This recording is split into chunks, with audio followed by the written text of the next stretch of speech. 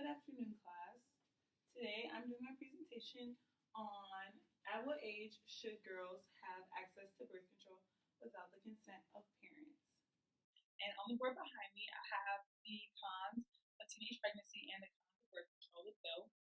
We're going to start with the cons of teenage pregnancy. There are many different cons of teenage pregnancy. I just wrote a few ones that stood out to me. One of those being teenage births are also associated with lower annual income for the mother. 80% of teen mothers rely on welfare at some point in their life. Another one that stood out to me was teenage mothers are more likely to drop out of school, and only about one-third of teenage mothers obtain a high school diploma. And there's many different cons of teenage pregnancy. I have a couple friends that are mothers at a young age, and I know it's very hard for them. So on this side, we have the cons of the birth control pill.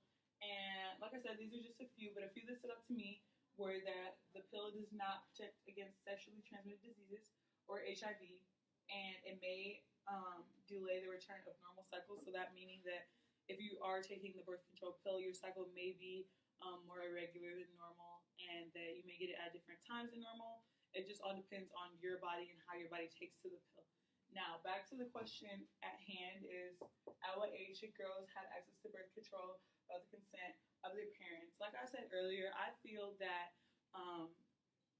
girls of all ages should have access to birth control without the consent of parents, just because a parent's view on it may be that me letting my 15-year-old daughter have access to birth control would be very suggestive or very, an incentive for her to go out and have sex. But from a 19-year-old's perspective, I see it as I would rather have my 15-year-old daughter on birth control opposed to having sex. So now on the board, what I have behind me is just some statistics that I found offline, and it was some statistics of the United States, the birth rate, and the pregnancies of women aged 15 through 19 years old. In the year 2010, there were 614,000 pregnancies, and 26% of those were abortions. So that just goes to show that people that are of age, 15 through 19, are having sex and they are having children that they are not ready for. An example that I use in my argumentative essay is that my mother had her first child, me, at the age of 25, and she had my sisters thereafter. She had my twin sisters at the age of 29, and she had my younger sister at the age of 32. So, and I watched my mom struggle. I watched my mom, stay up late and be tired and be stressed out while going through childbirth and having children and having to take care of them. And I noticed how hard it was for her at the age of 32 and being financially stable and being married and having everything set in place for her. So I know at the age of 15, through 19 years old, you're not ready and you're not mentally stable to have a child and to have that responsibility.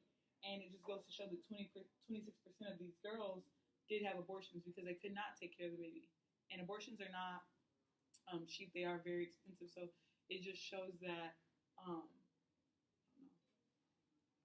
So in conclusion to my argumentative essay, I just said that I feel as if girls of all ages should have access to birth control because you know what you're doing. Even if your parents don't know, you know what you're doing at, a young age. You know if you're having sex, you know if you aren't having sex, and you know what is going to happen. So it's just better to have some form of contraception than not. It's best to have two forms of contraception than it is to have one.